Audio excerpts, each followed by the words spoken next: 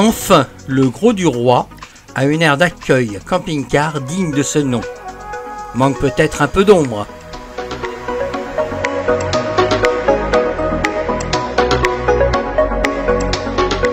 Le Grau du Roi est une commune camarguaise située dans le sud du département du Gard qui a la plus petite façade maritime de France, en gros 17 km. En fait, c'est le Grau du Roi.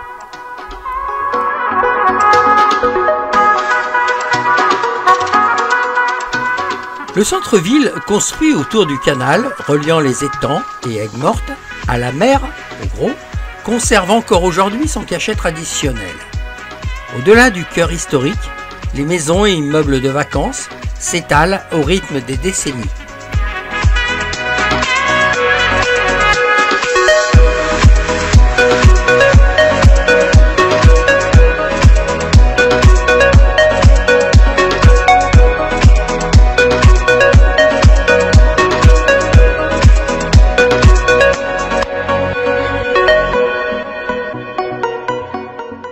L'église Saint-Pierre fut reconstruite dans les années 1960.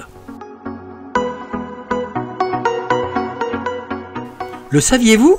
L'ancien phare emblème du Grau du Roi, construit en 1827 et éclairé en 1828, est le plus ancien de la région.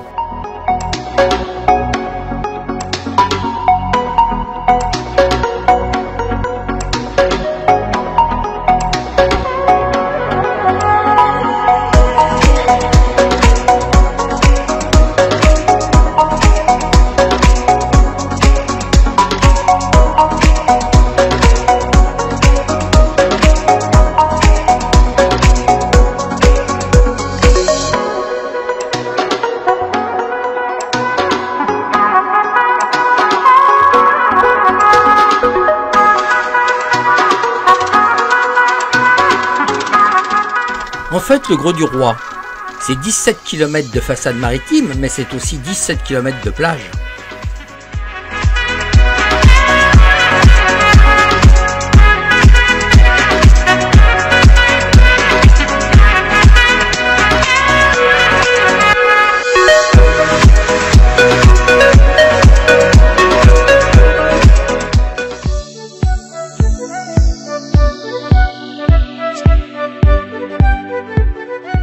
La place de la Comédie avec sa fontaine des Trois Grâces, en plein travaux, mais finiront-ils un jour? Une fontaine datant de 1776 est le cœur de la ville intramuros. Sur le côté sud-ouest de la place se dresse le théâtre, l'Opéra Comédie. On arrive dans le quartier d'Antigone. Non, vous n'avez pas changé de ville, seulement d'architecture. L'architecte Ricardo Bofill a bâti ce quartier qui s'étend jusqu'à la rivière du Lez et qui est un bel exemple de l'architecture postmoderne.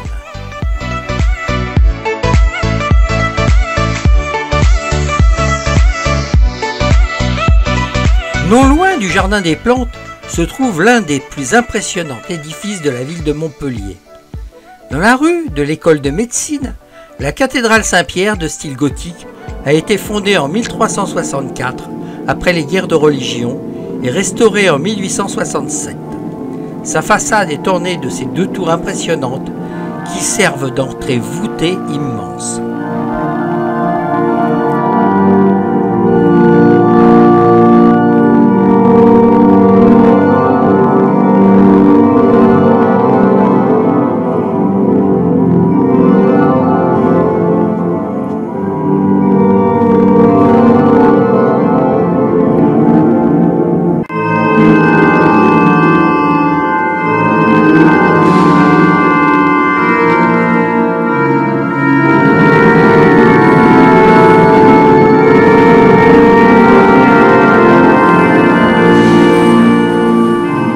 L'aqueduc Saint-Clément fut bâti au XVIIIe siècle afin d'alimenter Montpellier en eau. Sur environ 800 mètres, la construction est constituée d'une double rangée d'arcades qui ont donné son nom au quartier qu'elle traverse, les Arceaux. Avant d'arriver à la promenade du Pérou, on passe juste devant l'imposant palais de justice. Formant la porte d'entrée de la vieille ville de Montpellier, l'arc de triomphe d'une hauteur de 15 mètres construit en 1691 en l'honneur de Louis XIV, se situe au bout de la rue Foch. La statue de Louis XIV est connue de tous les Montpelliérains. Elle contient une histoire beaucoup moins connue. La légende raconte que le sculpteur de cette statue se serait suicidé après s'être rendu compte que son œuvre était inachevée. En effet, il manquait un élément essentiel. Louis XIV était dépourvu d'étrier. Alors, légende ou vérité? Personne ne le saura.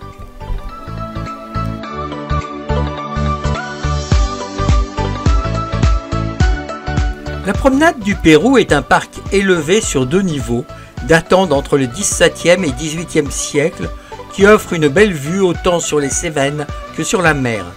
C'est en effet le point culminant de Montpellier. Au centre se dresse la statue équestre du roi Soleil, datant de 1828. Tandis qu'à l'extrémité ouest de la terrasse se trouve un château d'eau monumental classé monument historique.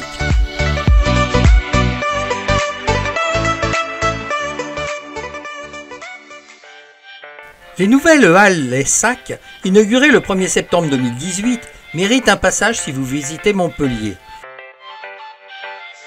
Saviez-vous que la tour de la Babotte fut le lieu d'une invention qui sauva de nombreux aviateurs au XVIIIe siècle?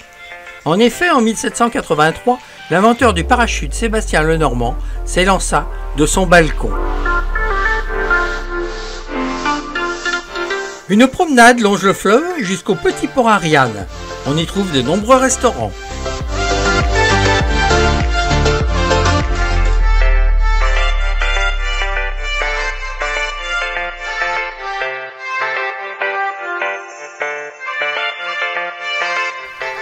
L'abbaye de Valmagne est située à Ville-Vérac, près de l'étang de Thau, au cœur du vignoble languedocien.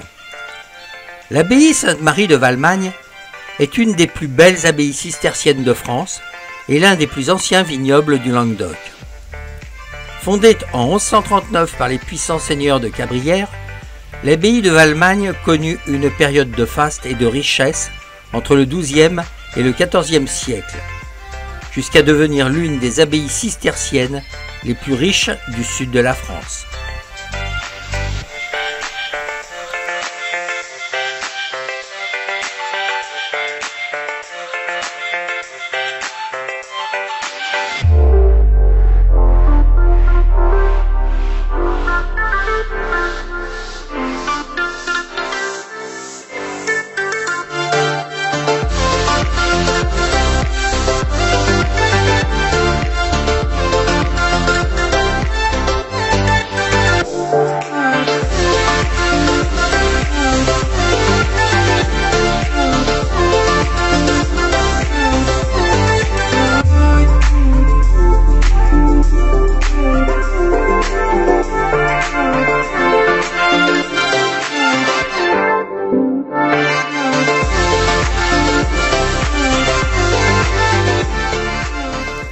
Ce que je pense de cette visite? Les descendants de Turenne ont trouvé le filon pour entretenir leur chai.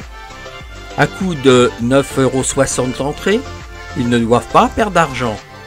C'est beau, mais sans plus, et vide de toute vie, de tout mobilier.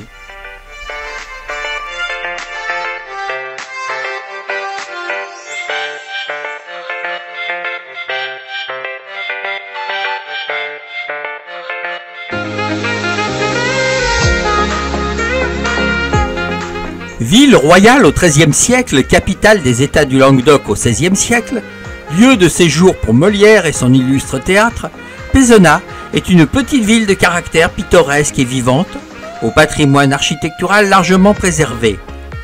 Au détour des jolies ruelles pavées, le visiteur peut s'émerveiller devant de magnifiques hôtels particuliers, ou flâner dans les nombreuses échoppes d'artisans d'art.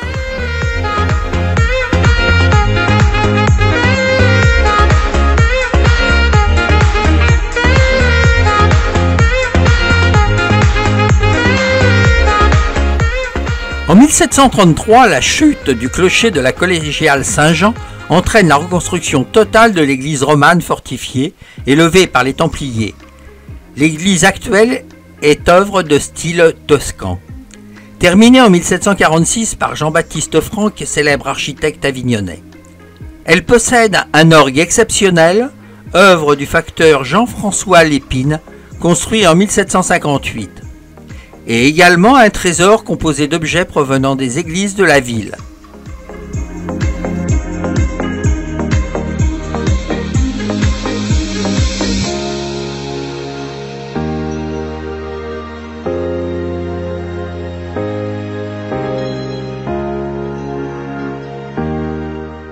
La façade sur rue de l'hôtel de Vic présente une ordonnance architecturale Renaissance.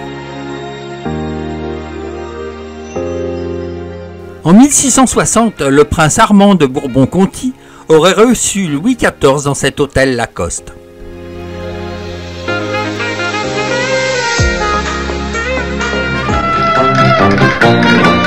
Bobby Lapointe est quant à lui un enfant du pays. Né en 1922, l'auteur-compositeur construit un édifice de consonnes, de voyelles, de mots et de jeux de syllabes, de calembours et autres figures de langage aussi drôles que toniques. Ses chansons les plus connues, La maman des poissons, La peinture à l'huile ou encore Takati, Takité, sont encore dans toutes les mémoires. Mais chez mon pâtissier, il n'y en a plus, c'est vendu. C'est pourquoi je n'en ai pas pris, tant pis pour lui. Et j'ai mangé pour tout dessert du camembert. Le camembert, c'est bon quand c'est bien fait, vive l'amour. À ce propos, revenons à nos moutons.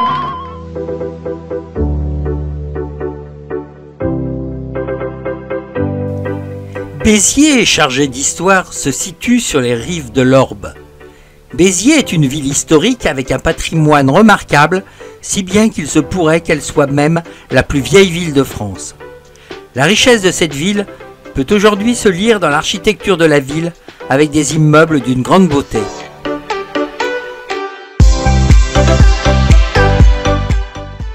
Et quel maire en France peut donner son aval pour voir une prison transformée en hôtel de luxe ?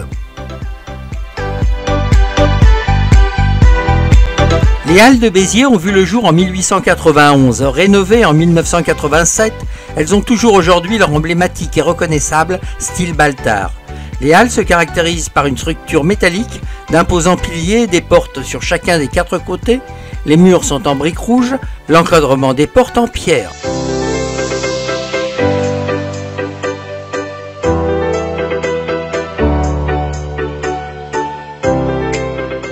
L'église de la Madeleine des XIe et XIVe siècles fut le théâtre du plus sanglant épisode de l'histoire de Béziers. Le 22 juillet 1209, l'armée de la croisade des Albigeois, menée par Simon de Montfort, y extermina une partie de la population biterroise. Hommes, femmes et enfants qui s'y étaient réfugiés.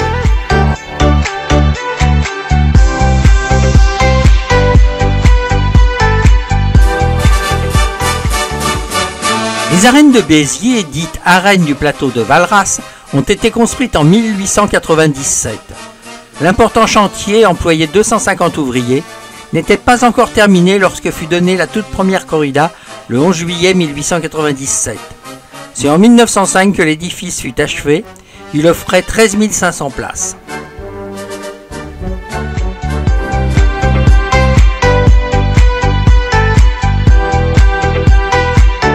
La basilique Sainte-Aphrodise pré-romane du 8e siècle, remaniée du 12e au 14e siècle, est construite sur la grotte qui sert de tombe au saint évangélisateur, patron et premier évêque de Béziers, Aphrodise.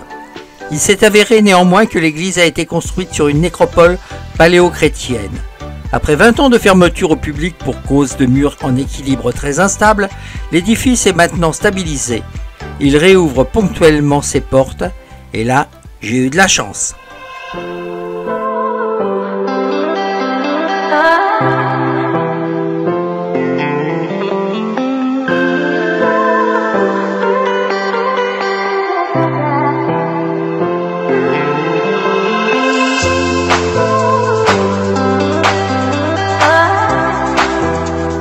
L'allée Paul Riquet est le symbole de l'identité biterroise, axe historique de la ville depuis 1827, reliant le théâtre et le plateau des Poètes, et bordé par la place Jean Jaurès, tout dernièrement rénovée.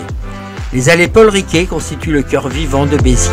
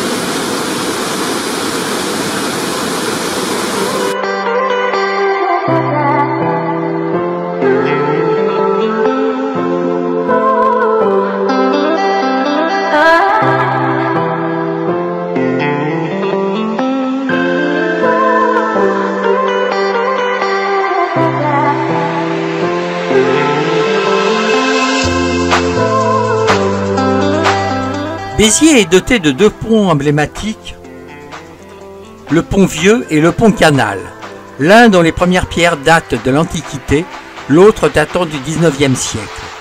Le pont Vieux, l'architecture romane a été jusqu'au XIXe siècle le seul point de passage de l'orbe sur la route entre Marseille et Toulouse. Le support du pont date en réalité de l'époque romane. Le pont Vieux et ses arches inégaux lui donnent tout son charme. Construit en 1858, le pont Canal enjambe lui aussi l'Orbe. Long de 240 mètres, haut de 12 mètres et large de 28.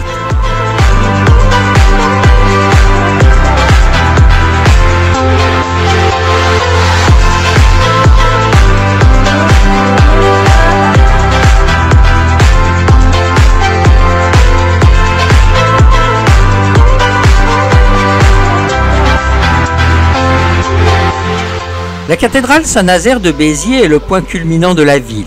Visible à quelques kilomètres à la ronde, elle en devient presque le symbole de la ville.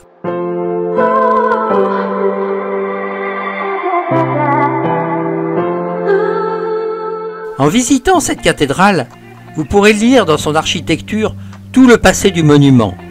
D'abord un temple romain de style roman, puis marqué par une croisade du XIIIe siècle, la cathédrale est aujourd'hui de style gothique méridional.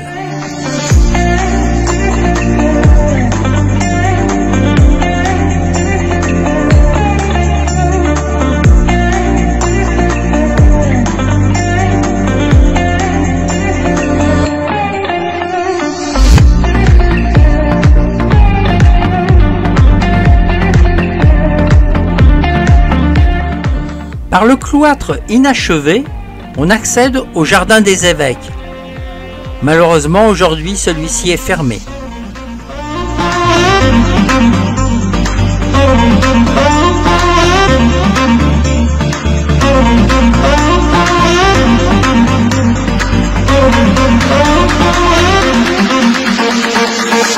Do you wanna dance?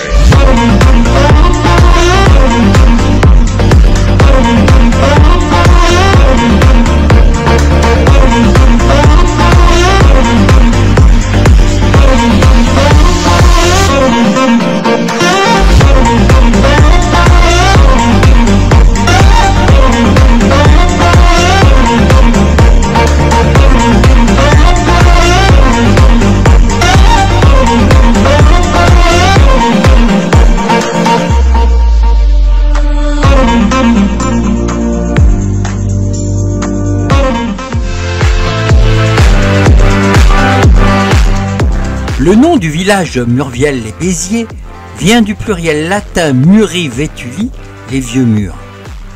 Profitant de la position stratégique du lieu, les Romains y érigèrent un castrum. Cette puissance militaire contribua au développement économique du terroir et à la renommée de ses maîtres qui redoubla d'importance pendant la féodalité jusqu'à la Révolution.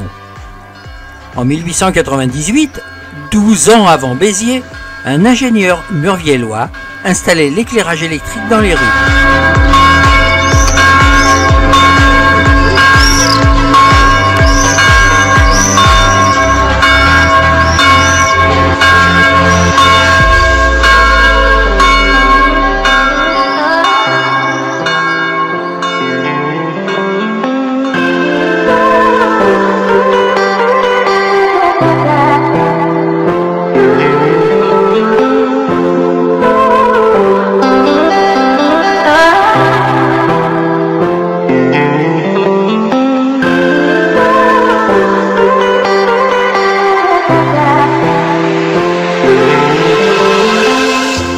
L'abbaye de Fontcaude se trouve à 13 km de Murviel-les-Béziers.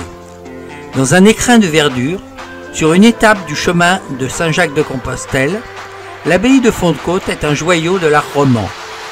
En grande partie détruite durant la Révolution, les vestiges de l'abbaye de Fontcaude ont été joliment restaurés.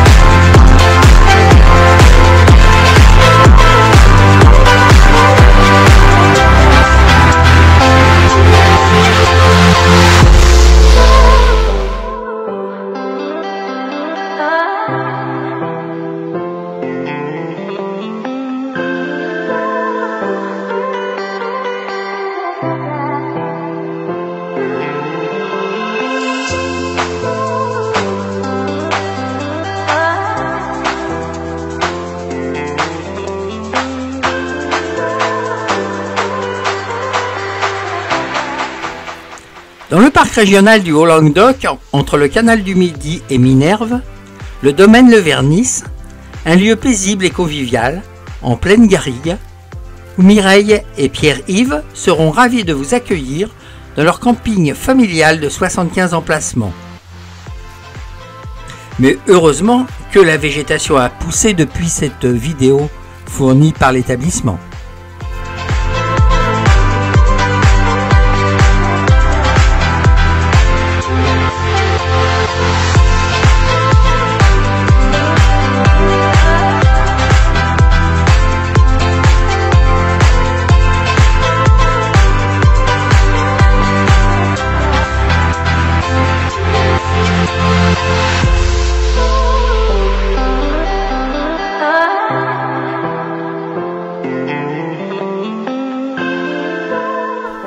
Minerve, un site remarquable, gardant en mémoire l'épopée cathare, protégée par les francs-fonds de gorge de la Cèze et du Briand. Prendre de la hauteur, partons à l'assaut de Minerve.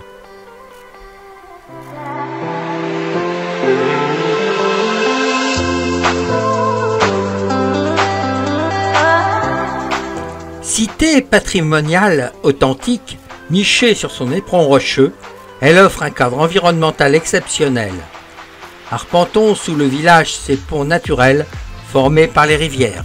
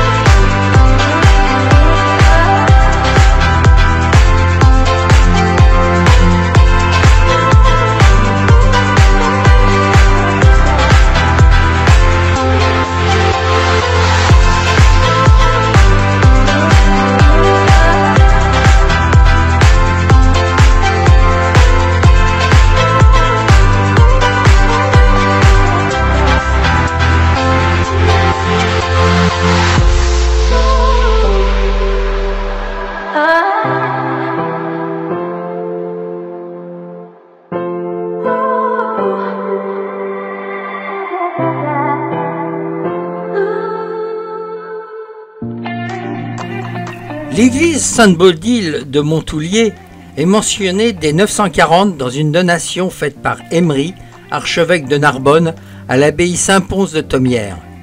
Cet édifice se trouve dans un état de conservation assez médiocre et est fermé le jour de ma visite.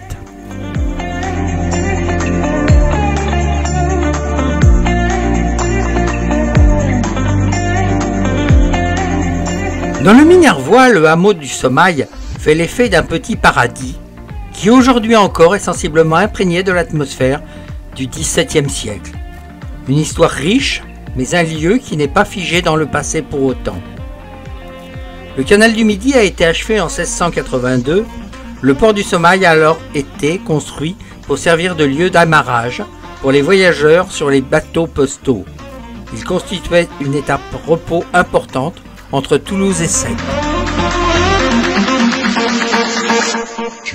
La péniche épicière Tamata, amarrée à 2 pas du célèbre pont de pierre, fait partie du paysage bucolique du Sommail depuis 1927. On y trouve de tout, y compris du pain.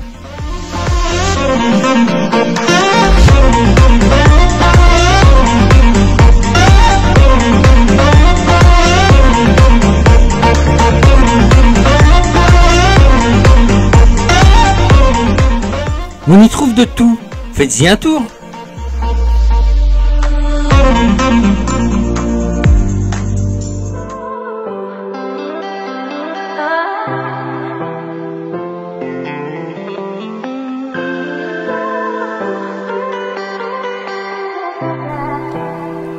Bien plus que du camping. Fuir la frénésie du quotidien pour respirer, se ressourcer au calme et à l'air pur, c'est la promesse que vous fait le camping du Carroux. Au cœur du parc naturel du Haut-Languedoc, au pied de Carroux, avec vue sur ses aiguilles, on s'installe sur des emplacements très spacieux de 200 à 400 mètres carrés, idéalement délimités, sur différents niveaux pour préserver notre intimité. Les terrasses sont aménagées de murs en pierre sèche qui assure un séjour ressourçant.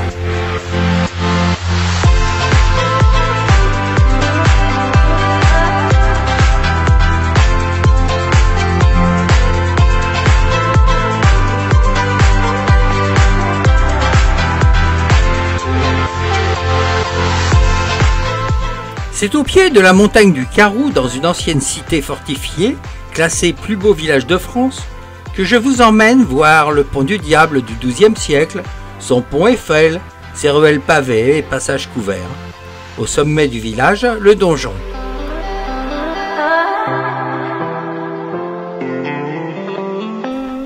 Le pont du Diable fut construit au XIIe siècle.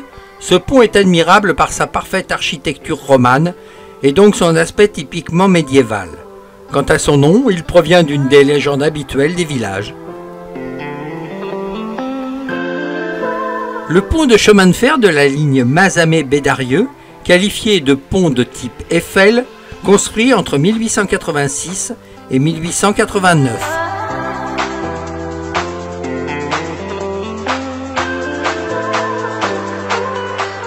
L'église Saint-Julien est mentionnée dès 899.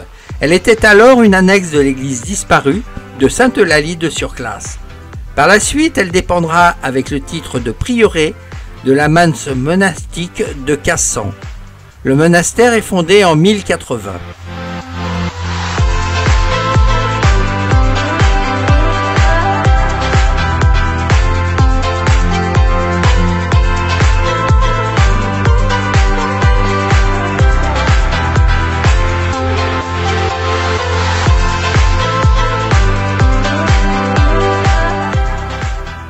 L'Orbe prend sa source dans les monts de l'Escandorgue, au mont Bouviala en Aveyron, à l'altitude de 884 mètres. À la hauteur de Bédarieux, le fleuve amorce une courbe pour couler vers l'ouest. Après avoir passé la hauteur de la ville thermale de Lamalou-les-Bains, il sépare le vignoble de Faugères et de Saint-Chinian par des gorges étroites en direction de Roquebrun. Puis il atteint Béziers où il croise le canal du Midi. Il se jette dans la mer Méditerranée à la hauteur de la station thermale de Valras-Plage.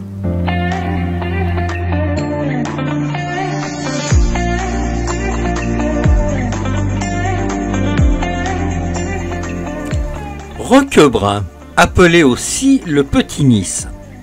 On n'en croit pas ses yeux tant la végétation y est luxuriante. Nice n'a qu'à bien se tenir. Ici, mimosas, orangers, citronniers et plantes méditerranéennes prennent vie à même les ruelles ou au sein du jardin méditerranéen.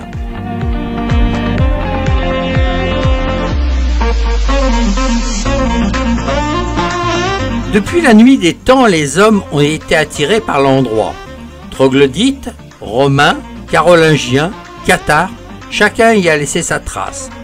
La balade dans les ruelles médiévales dévoile un patrimoine soigneusement préservé.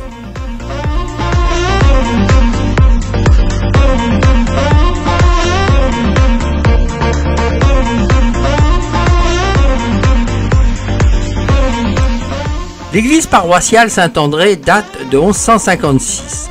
Elle se dresse au milieu du vieux village. Au XIXe siècle, l'intérieur de l'église est modifié. La charpente en bois cède la place à une voûte avec arc ogival.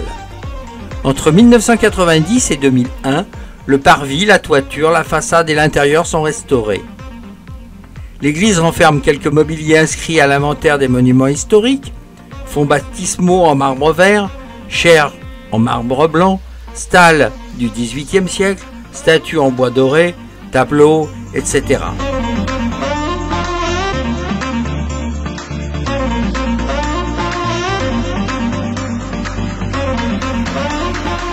L'Orbe traverse Roquebrun. Le pont qui enjambe l'Orbe au pied de Roquebrun a été créé en 1870. Une tradition dit que les ouvriers villageois ont dansé 4 jours et 4 nuits après avoir achevé l'édifice. Voilà plus de 35 ans que le célèbre jardin méditerranéen de Roquebrun se développe sur les hauteurs du village, au pied de la tour carolingienne. Ce jardin met en valeur les essences et la flore typiquement méditerranéenne.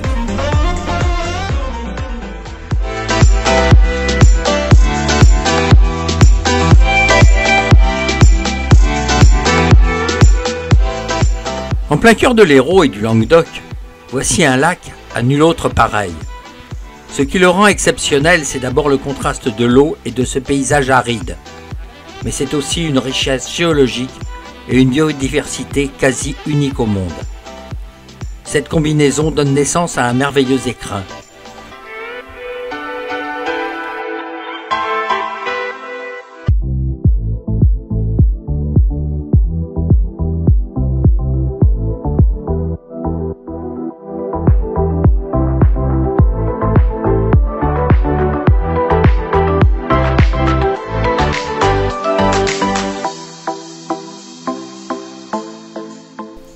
Le Salagou, voilà déjà un nom aux accents du Midi. Quand on découvre ce lac pour la première fois, la magie des couleurs opère instantanément. Ici, le temps s'arrête pour vous laisser contempler l'exceptionnelle composition de couleurs naturelles.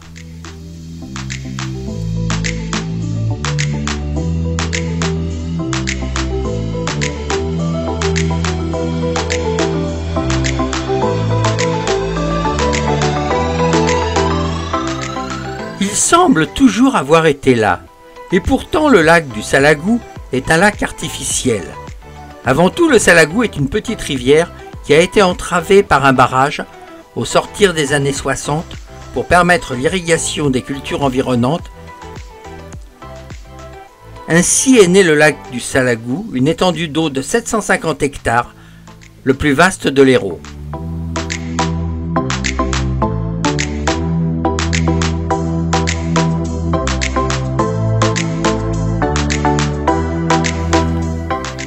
Le lac, en chiffres, 7 km de long pour une superficie de 750 hectares et un périmètre de 28 km. Le Salagou peut atteindre 45 mètres de profondeur et contenir 125 millions de mètres cubes d'eau limpide et des silures de plus de 1 mètre de long.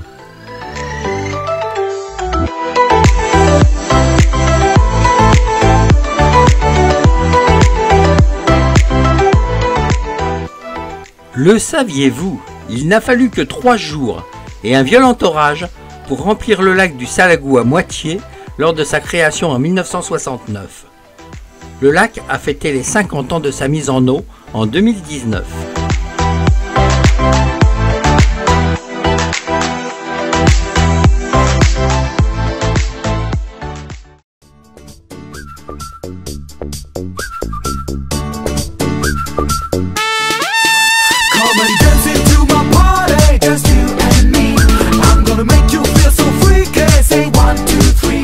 Je pensais m'installer au camping municipal de Gignac.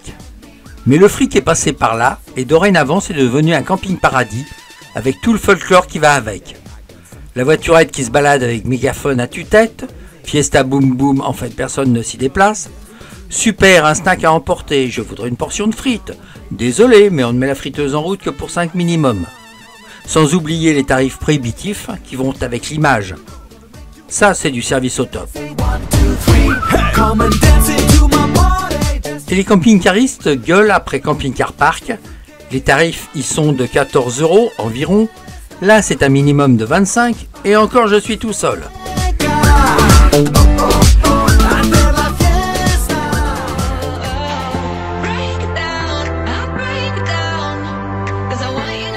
Au beau milieu de la vallée de l'Hérault, Gignac est un bourg viticole animé comme une ruche, en particulier le samedi, jour du marché.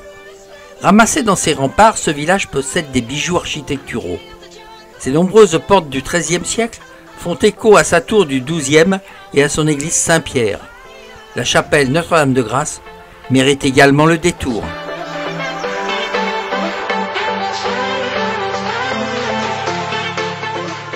D'ailleurs, nous sommes à l'église Notre-Dame-de-Grâce. De l'édifice actuel datant du 7e siècle, on remarque surtout la belle façade ocre de style florentin. Les églises successives seraient les descendantes d'un ancien temple romain dédié à la déesse Vesta, construit par la 7e légion romaine.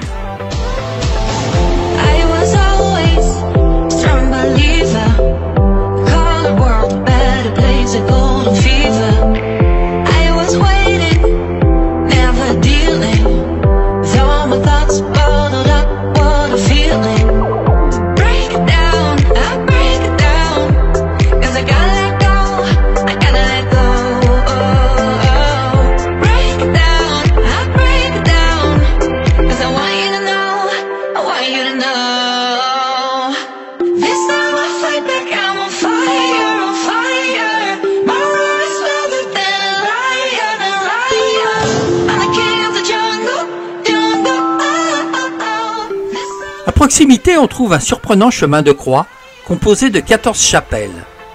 Du sentier caillouteux qui mène aux oratoires, on a une jolie vue à droite au loin sur la montagne de la Serrane et à gauche sur les monts de l'Espinous.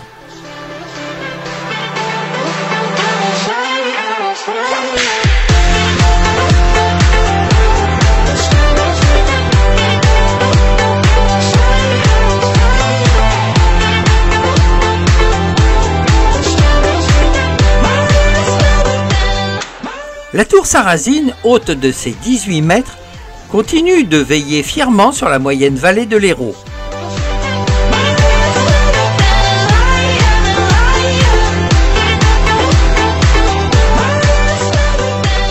De la place de la ville, un son d'orgue attire ma curiosité. Et dans une petite ruelle, je découvre l'église Saint-Pierre. L'église d'origine est mentionnée dès 1096. Détruite en 1573 par les religionnaires. L'église actuelle ne fut achevée qu'en 1677.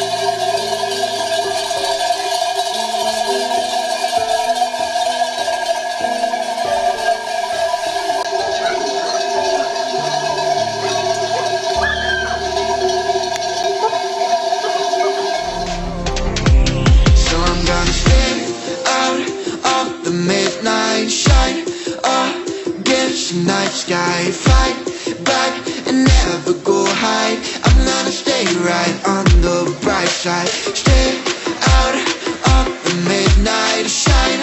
Oh, give us a night sky, fight back and never go hide. I'm gonna stay right on the bright. L'abbaye d'Aniane fut fondée en 782 par saint Benoît.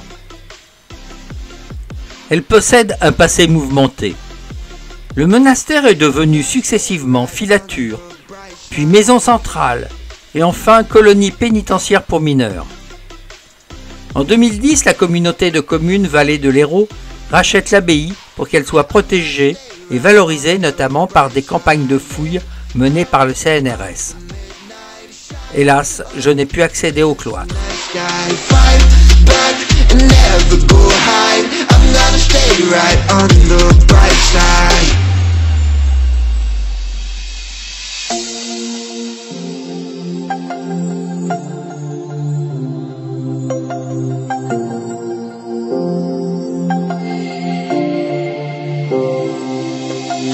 I've been fooled with one last lie. I'm gonna float and start to try. I don't want to be the shadow of the bigger people.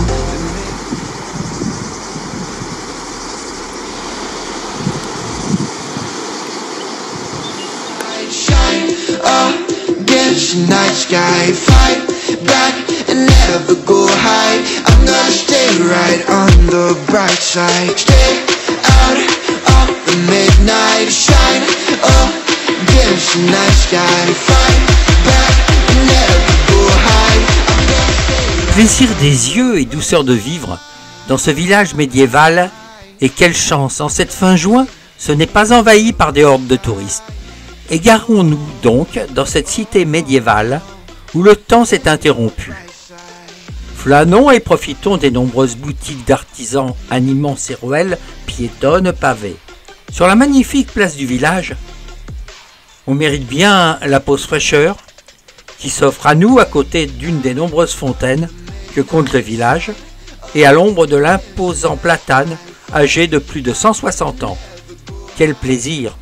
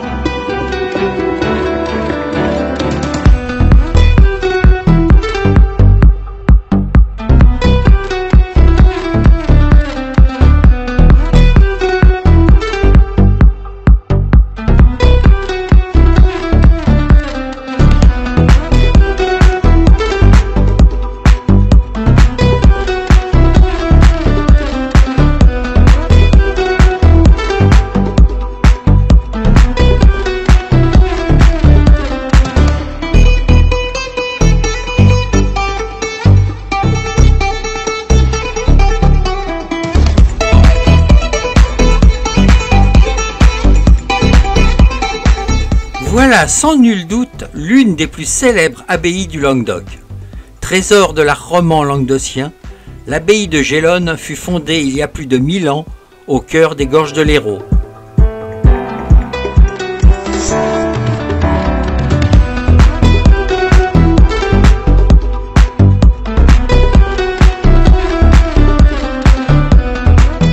Un arbre de fraîcheur au cœur de Saint-Guilhem. Plus que cette fraîcheur, il y a surtout un grand nombre de trésors à observer à Gélone. À commencer par l'église abbatiale, chef-d'œuvre de l'art roman dont la nef culmine à 18 mètres. À la fondation de l'abbaye de Gélone, Charlemagne transmet à Guilhem un morceau de la vraie croix qu'il avait reçu du patriarche de Jérusalem. Cette réplique va faire la renommée de l'abbaye et la relique est visible dans la crypte. Sortait ensuite sous la douce lumière du cloître, celui-ci ayant été démantelé de son étage, il n'en reste pas moins remarquable, notamment pour sa partie du XIe siècle.